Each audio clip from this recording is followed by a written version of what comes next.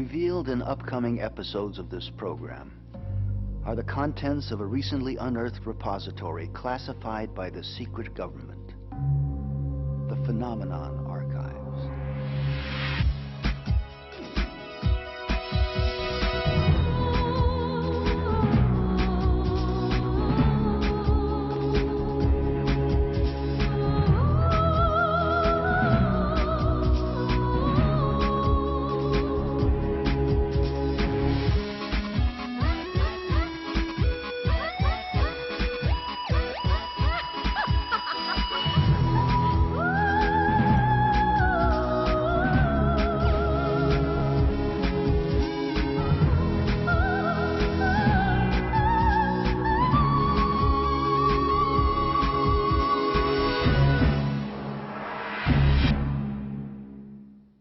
Was our race genetically engineered 6,000 years ago? Were we created by beings from distant space to work as laborers toward some unknown end? From ancient cave paintings to the conquest of space, we have grappled with the truths of our beginnings. But what if the question of our origin falls outside the realm of social acceptability? What would happen to our culture if we were to discover that we, as a race, are no more than the result of a genetic experiment conducted by a superior life form?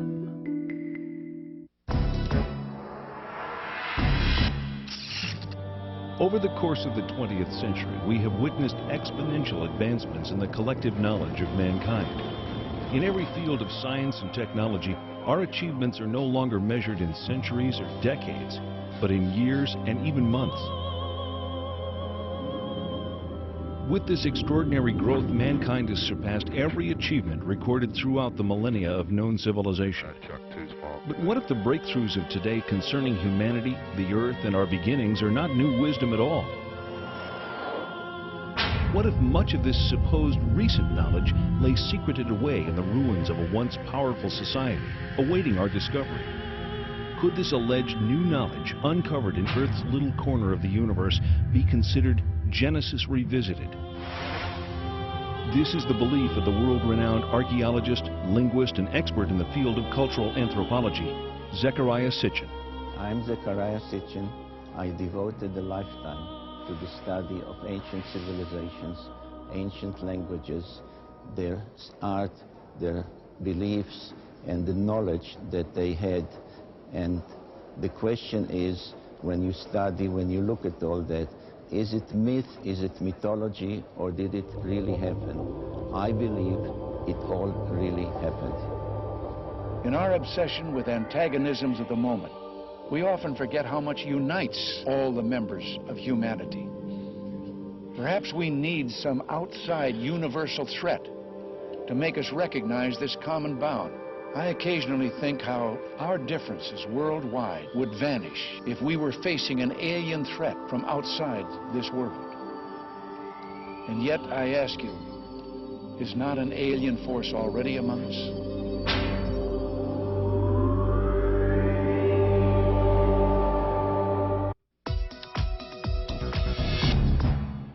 Space is the inescapable challenge to all the advanced nations of the Earth. And it established the United States as the preeminent spacefaring nation. First for the coming decade, for the 1990s, Space Station Freedom. And next, for the new century, back to the moon, back to the future, and this time, back to stay. And then a journey into tomorrow, a journey to another planet, a manned mission to Mars. A manned mission to Mars? An ambitious objective. And with the success of the Mars probes and NASA's rover, one that humanity has made substantial strides toward achieving. Could there have been a space base on Mars in antiquity? If we had physical, tangible evidence of artifacts on Mars, we are not only not alone in the universe, but someone has been on the next planet over. That in itself will forever change our frame of reference. Mankind came out of the Dark Ages and the Middle Ages, reached the Age of Enlightenment, experienced the Industrial Revolution, and entered the era of advanced technology. the era of genetic engineering, and the era of spaceflight. Big shadow. 4 forward, drift into the right a little.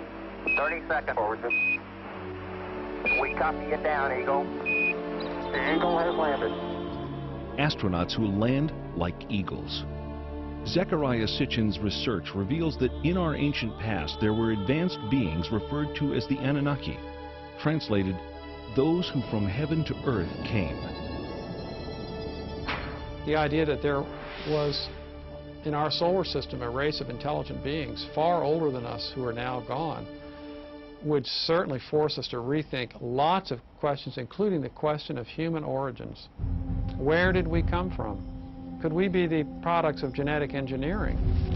The hypothesis that modern science is only now catching up with ancient knowledge is inspiring scientists and researchers to increase efforts to rediscover that which may have been lost over time. It rekindles a situation that has lain dormant almost 5,500 years.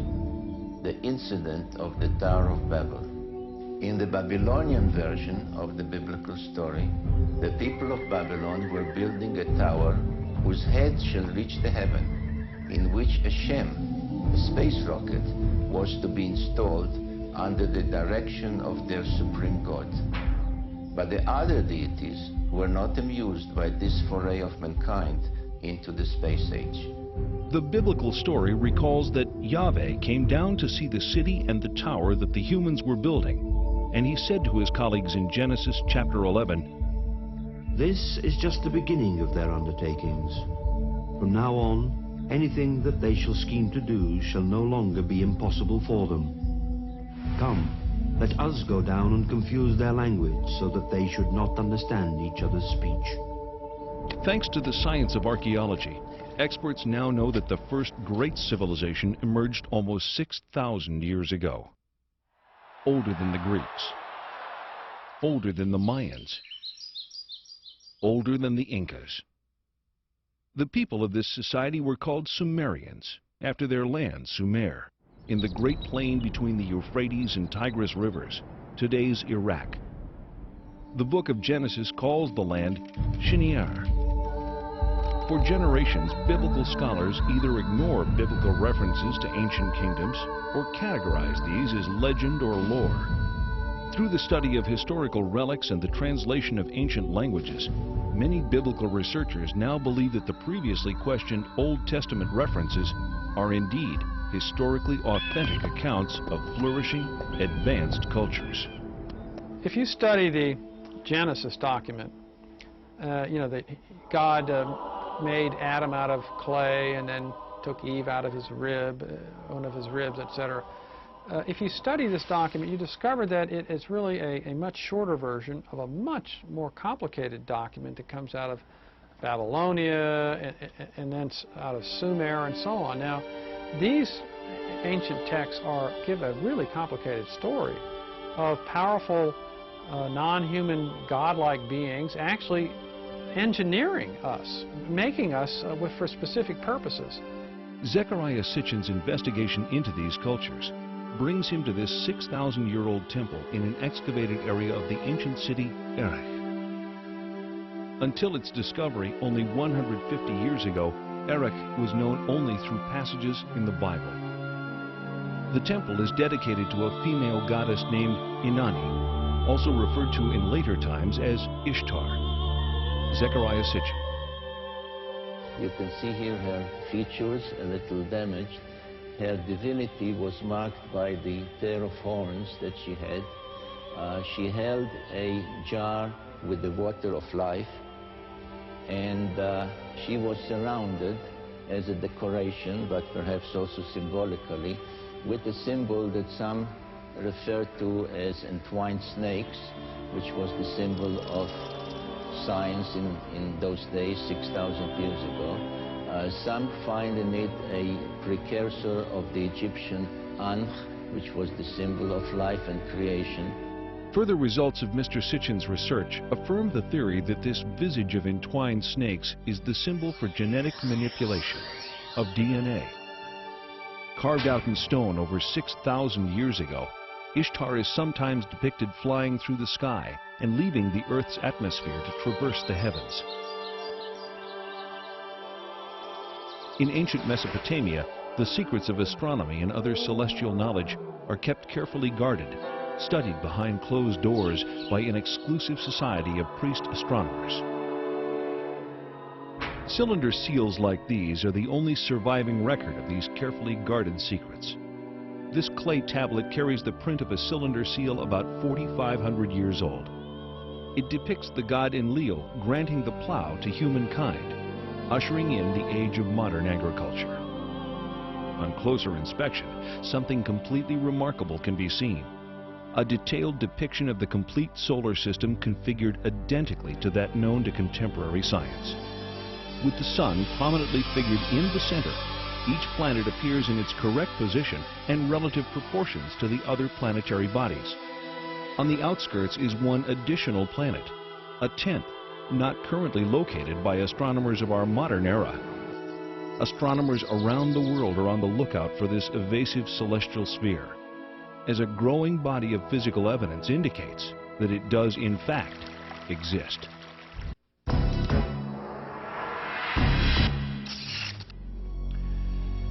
History records the discovery of the planet Pluto as February 18, 1930, by astronomer Clyde Tombaugh. Yet, Pluto is clearly shown on the imprint taken from the Sumerian cylinder seal. There is also one additional planet, the one that scientists refer to as the mysterious Planet X, the yet undiscovered most distant member of our solar system. According to modern science, prior to the invention of the telescope in the 1600s, humanity had no knowledge of outlying planets beyond Jupiter, as these bodies cannot be viewed with the naked eye. Since the day of Galileo Galilei, optical astronomers have amassed an important body of knowledge about the outer planets. These theories established by astronomers from around the globe have been uncontested these last centuries. With the technological advancements of our day, new vantage points have developed, such as the unobstructed view of NASA's Hubble telescope and the perspective gained through unmanned probes sent on reconnaissance missions to the outer reaches of our solar system. These breakthroughs in space exploration reveal many inaccuracies in earlier astronomical conclusions. On August 19, 1977, the American space probe Voyager 2 leaves Cape Canaveral on a several-year journey to the vicinity of this solar system's most distant planets. The Voyager's discoveries challenge many of astronomy's recent conclusions, while fully corroborating ancient knowledge. For the first time, we see images of Uranus. Astonishingly, it is exactly as the Sumerians report in their 6,000-year-old description. Though they have no telescopes that we know of, the Sumerians characterize Uranus as Mash Sig, translated bright greenish. They also explain the unique planetary tilt of Uranus. According to the Sumerians, our solar system was invaded by a planetary body that caused collisions and disrupted the existing order.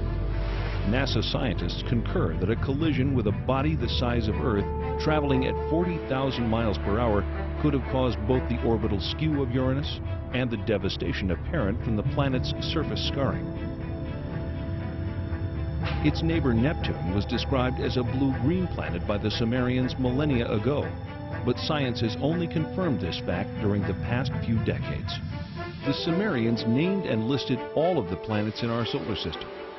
Their documented list of these planets is tangible evidence that in at least one respect, modern man is on a path of rediscovery.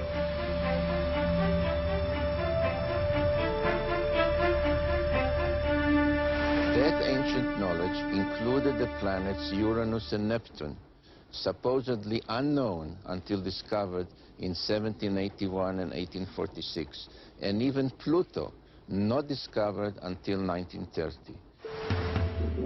Neptune, Nudimmud, the artful creator. Uranus, Anu, he of the heavens. Saturn, Anshar, foremost of the heavens.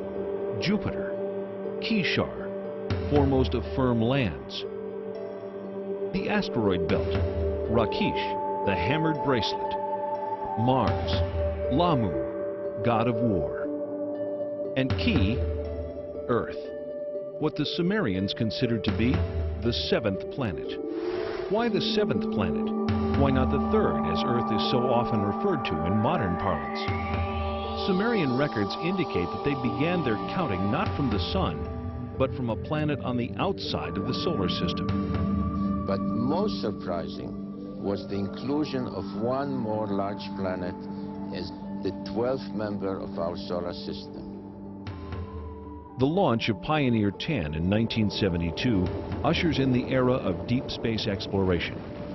The craft journeys beyond the outer known planets, sending back data that is used to seek a possible 10th planet. 14 August 1978, which was just about 6 weeks after we discovered the fact that Pluto has a satellite. Once you have a satellite for a planet, you can determine how heavy it is. It turns out Pluto was very much smaller and lighter weight than we had thought, which meant that Pluto has no influence, no appreciable influence on the motions of the planets Uranus and Neptune. At that point, we voiced the hypothesis that this means that there is at least one yet to be discovered planet in the outer reaches of the solar system. Over the past 2 decades, physicists have joined astronomers in the search for the mysterious Planet X. One of the things we did in 1978, having made this prediction that there was an additional planet, 10th or 12th, depending on your point of view, we sort of put our money where our mouth was, as it were, and we went out and we started looking for this thing. We've been able to refine the search area somewhat, get it rather narrowed down. We do our predictions based on the observed anomalies in Uranus and Neptune. We actually are currently looking down in the region of Centaurus, which is just south of the constellation Libra. But if it is in the kind of orbit that we describe here, it would have to be a planet that would have a mass something like 3 to 5 times the mass of the Earth.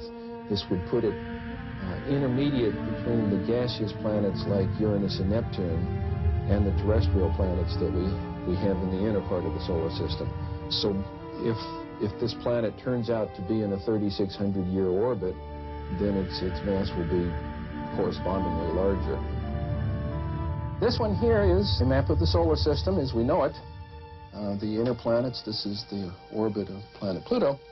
And this here is the orbit that I have proposed for the 10th planet. And here's where we think it is right about now in its orbit. If Planet X exists, we are not alone in this solar system.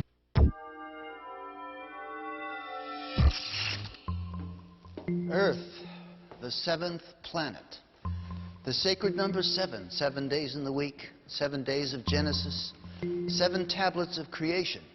A case can be made for historical coincidence, but to Zecharia Sitchin, this kind of numeric repetition points to more than just legend. Whichever way you look at it, the facts about this 10th planet are nothing less than astonishing.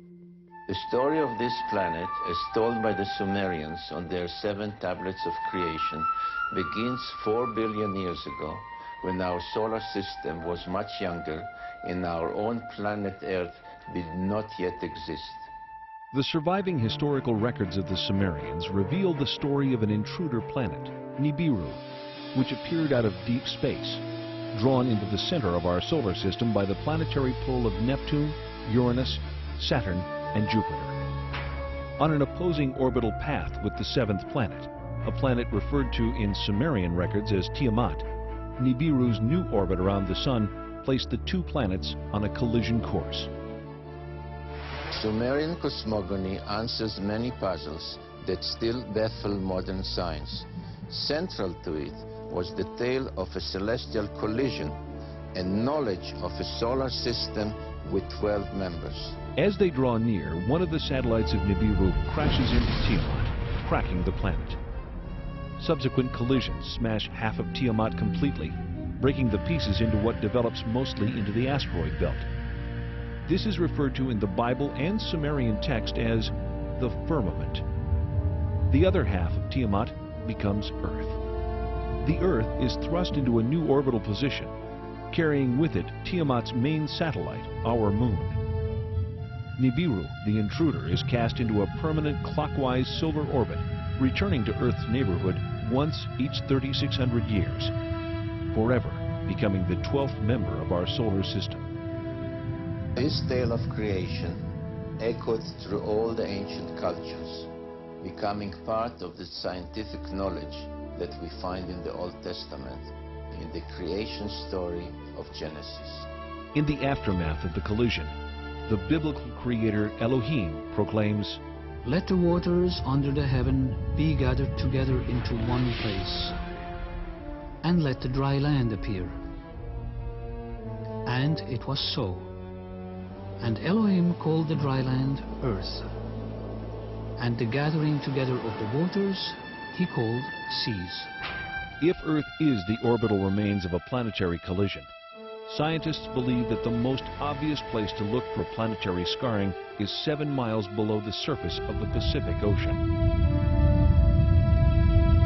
When in the heights heavens had not been named, and below earth had not been called, naught but primordial Apsu, their begetter, Mamu, and Tiamat, she who bore them all, their waters were mingled together. 2 planets mingled together. The biblical passage of Genesis reads, "In the beginning God created the heaven and the earth.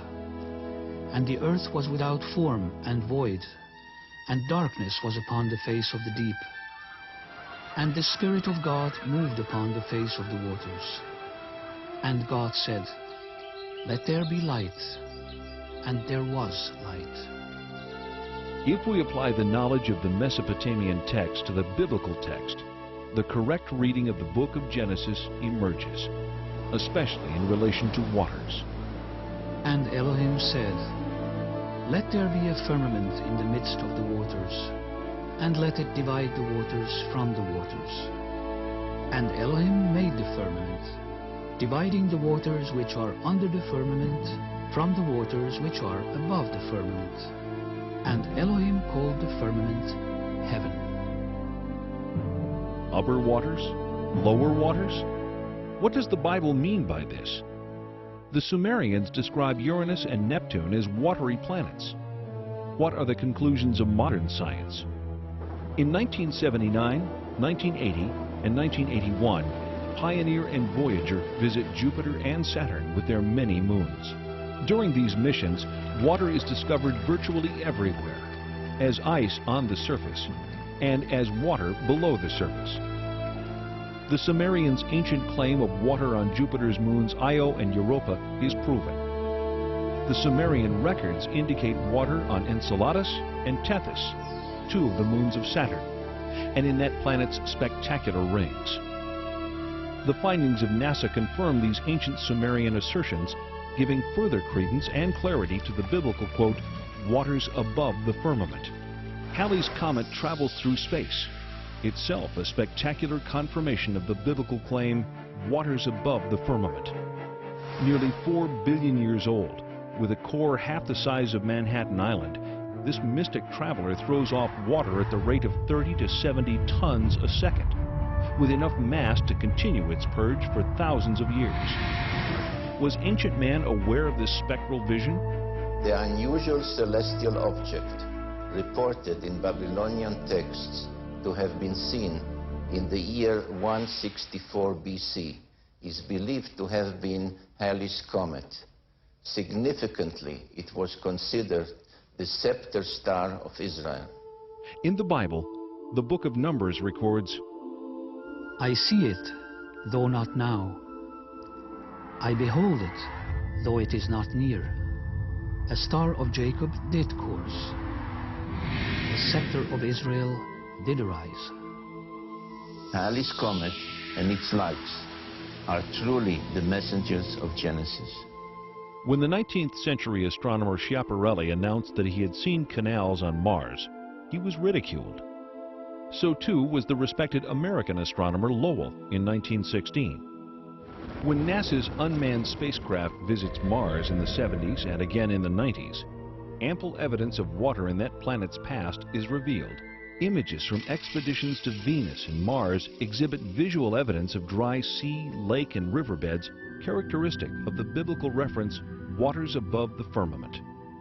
Even Mercury, so close to the Sun, seems to have had a watery past, yet maintaining ice at its polar caps. The NASA report reads, quote, "We are forced to no other conclusion but that we are seeing the effects of water on Mars," unquote.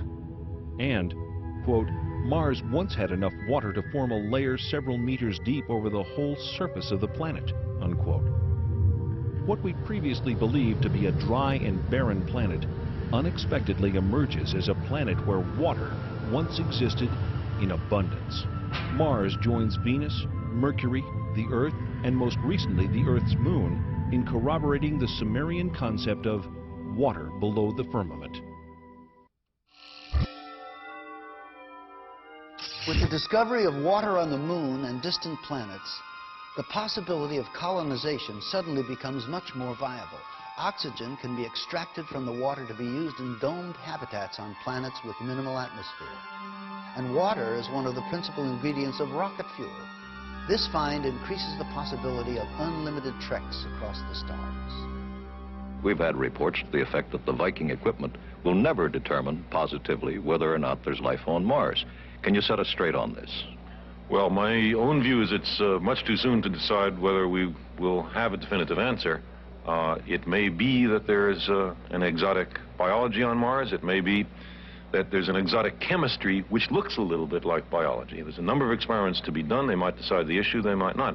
But either way, Viking has been a biological success because the chemical explanation means that there is a kind of chemistry in the Martian surface which simulates some of the steps of chemistry in biology. We would learn something important about the origin of life. In October 1988, the Soviet Union sends two unmanned spacecraft, Phobos 1 and 2, named for one of the Martian moons, to study the red planet. Phobos 1 is lost while on its way to Mars. But Phobos 2 arrives to orbit Mars and immediately sends images back to Earth. On March 1st, 1989, pictures of this unusual grid are received. The grid, here in the upper right, is shot both in the optical range and in the infrared range. Later, they are merged into this composite overlay. On March 26th, Phobos 2 sends these images to Earth, taken just south of the equator. An unexplained elliptical shape appears. This shadow actually appeared all of a sudden. Why am I calling it a shadow? Because you can see things through it. This elliptical shadow, then, is it in Mars' atmosphere or on the planet's surface? One thing is for sure, this something is not positioned horizontally. Well, to me it looks like a rocket taking off from the surface of Mars and leaving a trail behind. Well, if you'd want to fantasize, it could be interpreted that way too. Now we think we ought to look at the real circumstances that have caused that trail, even though they haven't yet been fully clarified. That's more likely to be the shadow of some object, since surface elements can be seen through it. How long will it take to process all of the information to get more or less objective scientific results, rather than fantastic ones? Come back in a week. 1 week later, no details are given. Then, unexpectedly, this report. Last year, the Soviets launched 2 spacecraft to the planet, both named after the Martian moon, Phobos. Their mission was to photograph Mars and land probes on its moon. One was accidentally switched off by a mission operator. But the second reached Mars and transmitted pictures that are still puzzling Soviet scientists. As it swung over the equator, it took pictures from a height of 6,000 kilometers. This is an infrared photograph. It shows differences in temperature. The dark patches are colder. This section covers 600 kilometers. It shows objects down to the size of 2 kilometers. It's the most detailed infrared picture of the planet's surface. We have some very, very thin lines on the surface of Mars in the infrared, which means it's heat. It's not visible, it's heat. You can see it through clouds if you wanted to. These have a resolution, these have a width, I would guess, of 3 or 4 kilometers wide. You know, in answer to the question of what it is, I certainly don't know, and the Russians aren't telling us. Scientists are also puzzled by this shadow pictured on the surface of Mars by both optical and heat-seeking cameras. They're convinced it's a shadow because they can see objects on the surface beneath. But a shadow of what? Finally, there's the mystery of the vanishing spacecraft. The Russians have yet to release the last picture transmitted by Phobos before it lost contact with ground control. But the Russians have said that it shows an object coming towards the spacecraft, an object which, in their words, should not have been there. The spacecraft was circling Mars, coming into the same orbit as the moons of Mars. And the last picture, they got halfway through it, and they saw something there which shouldn't be there. Professor Kapitsa makes the joke that it's Martian people. British scientists will be able to judge for themselves when the Soviets bring their pictures to a conference at Exeter next month. Because, of course, there must be a sensible explanation, mustn't there? The Russians do not bring any pictures to the Exeter conference. How does the Russian Space Agency explain the spacecraft's destruction or disappearance? It does take a minimum of precision criteria to obtain on the image these spots, which some would like to call flying saucers, that appear within the visual field of the infrared range. It must be pointed out that the flying saucer version is not ours. Actually, at first we were saying that there was no flying saucer, that surely all that we saw could be explained in understandable, natural and physical terms. One possibility could easily be that a small meteorite, a small bit of rock, was in the same orbit of Phobos and hit it. In an exclusive interview conducted in October 1990 in Moscow, Professor Lev Mukhin of the Soviet Space Research Institute discredits the meteorite theory. There were attempts to hypothesize that there had been a collision between the space probe, which was then orbiting Mars in alignment with the orbit of Mars' moonlet, and strands of dust surrounding the moon Phobos itself. But some fairly accurate computations made by several organizations, and by our institute as well, have shown that this assumption is totally baseless. If not meteorite or debris, then what could possibly explain the mishap? A long silence follows. Then in December 1991, Marina Popovich, former cosmonaut trainee and retired Air Force colonel, holds a surprise press conference at the Russian consulate in San Francisco. She unearths the mysterious last photograph taken by Phobos. There is a strange shape in the foreground. Colonel Popovich refers to this as an unidentified flying object, a UFO. The object is juxtaposed against what appears to be the planet's tiny moonlet, Phobos, for which the craft is named. But how is the mysterious shadow explained? The Russians say it is a shadow of some object on or just above the Martian surface.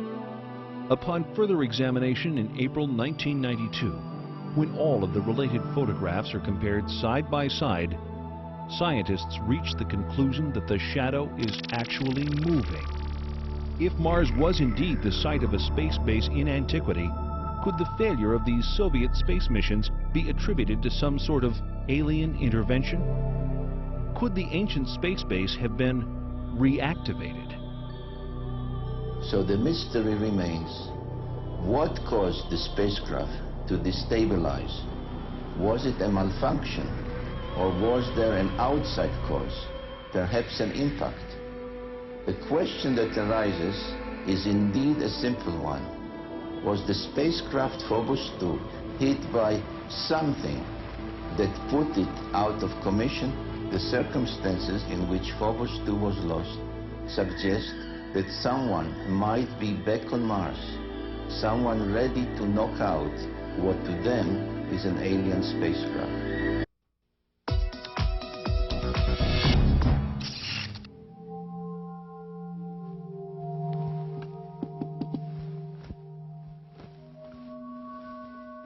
Was Phobos deactivated by intelligent beings wishing to protect themselves from outsiders? Or perhaps there's some other more conventional explanation? We may never know.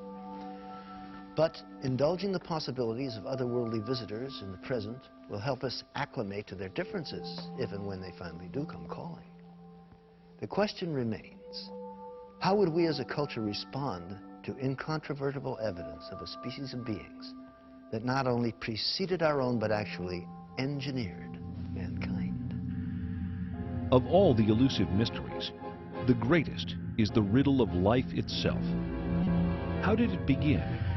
From what corner of the universe did the first emanations of existence arise? Was the seed of life carried to Earth from the planet Nibiru? there has been a blending of interest in biologists on one hand and planetary astronomers on the other in the question of the origin of life. Because the same questions about how life originated on Earth also would apply to Mars or some other solar system. And just as they really can't explain how life originated on Earth, they don't really know how it originated elsewhere. Contemporary scientific thinking cautiously asserts that life arrives on Earth when certain chemical substances crash into the surface aboard a stray comet early in our planet's history. What we are trying to find out in the meteorites is to see whether there are any of these molecules related to life. There are certain molecules like the amino acids which may be described as the building blocks of life. Directed panspermia, another scientific theory, suggests that life on Earth is seeded by a race of beings from outside the planet, not by chance, but as the deliberate activity of an otherworldly society. The Bible suggests that the creation of humankind comes at the end of a long list. All the fishes of the sea, and all the fowl that fly the skies, and all the animals that fill the earth, and all the creeping things that crawl upon the earth. It was only then that Elohim created the Adam. In the last few pages of the story of creation, the Sumerians point to the Anunnaki as the creators of mankind, our own benefactors of life. According to Sumerian text, the Anunnaki, in advance of landing 445,000 years ago, sent androids to scout the Earth. 150,000 years later, the Anunnaki themselves arrive and create humankind. How was Adam created? According to the Sumerians, it was by genetic engineering, fertilization in vitro, in a glass tube, as depicted in this cylinder seal rendering. Adam was the first test tube baby. In Genesis chapter 1, verse 26, the Bible reads, "Let us make the Adam in our image and likeness." But why? Sumerian documentation suggests the Anunnaki create humanity to assist in mining African gold that they need to save the dwindling atmosphere of their home planet, Nibiru. Judaism, Christianity, and Islam, the three great Western traditions, religious traditions, are all founded on the idea that there's something special about human beings. We didn't arrive here accidentally, so we're not just some consequence of billions of years of pointless accidental permutations of life forms. No, we were created in the image of God. The creation really is about the process of our salvation. Now, what if it were the case that there were creatures both technologically more advanced than us, older than us in terms of their civilization, and maybe even more intelligent than us, and more spiritually advanced, if we could imagine that? Then would this cause the creation story to collapse and leaving, literally billions of people on the planet totally confused about the meaning of life? The Bible relates an incident of mankind overstepping the bounds of the Anunnaki when the Babylonians attempt to reach the gods by building an enormous launch pad in the archetypal story of the Great Tower of Babel. What is the target of their efforts? According to Zecharia Sitchin, it is our neighboring planet Mars, home of the Anunnaki's way station en route to Earth. The Sumerian tablets refer to the station planet Mars as the traveler's ship. I've taken it to mean that it was at Mars that the Anunnaki from Nibiru transferred to smaller spacecraft to reach Earth orbiting stations.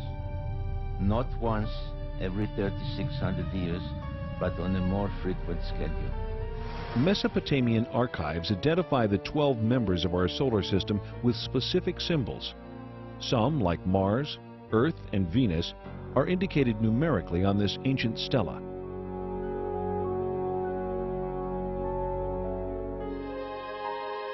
We see the sun with its many rays. We see another 4 depicted standing on their cult animals, but really it's a symbolism connected with the zodiac.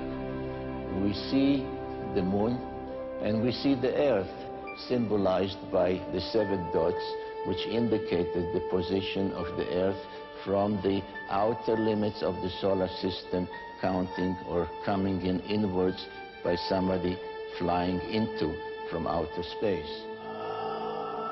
The 7 dots of Earth with its crescent moon and the 6-pointed star of Mars are revealing clues in this 4,500-year-old Sumerian depiction. 2 figures stand on either side of a craft.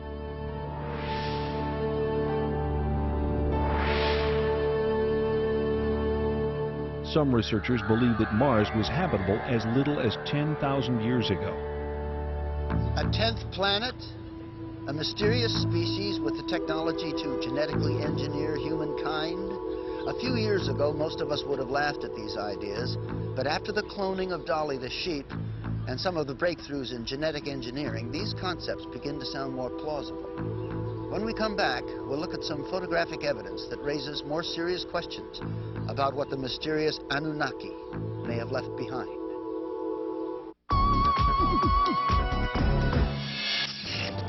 When the United States launches the Mariner and Viking spacecraft to explore Mars in the 60s and 70s, enigmatic structures resembling those on Earth are photographed.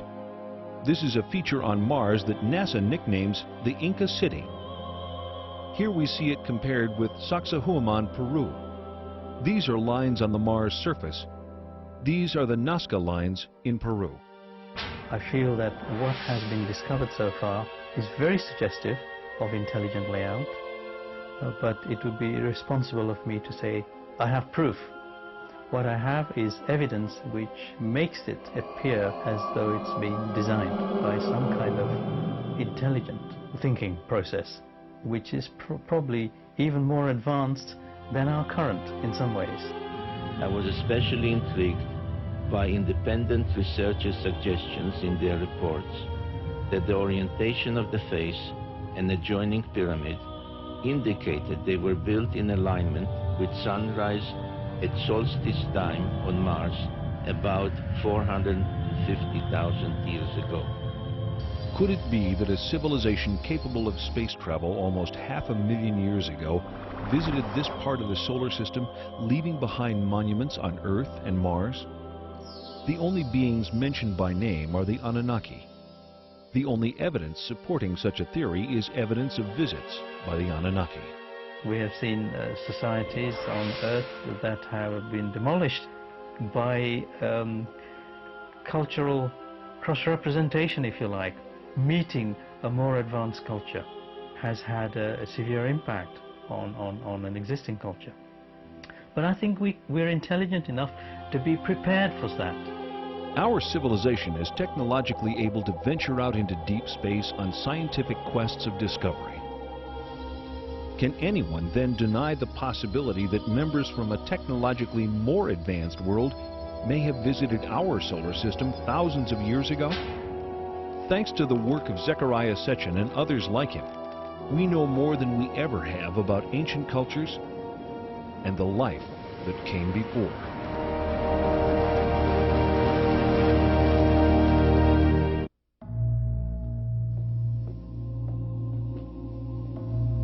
Is this Genesis revisited? Did the Sumerians in their ancient tablets reveal that we're only now catching up with ancient knowledge?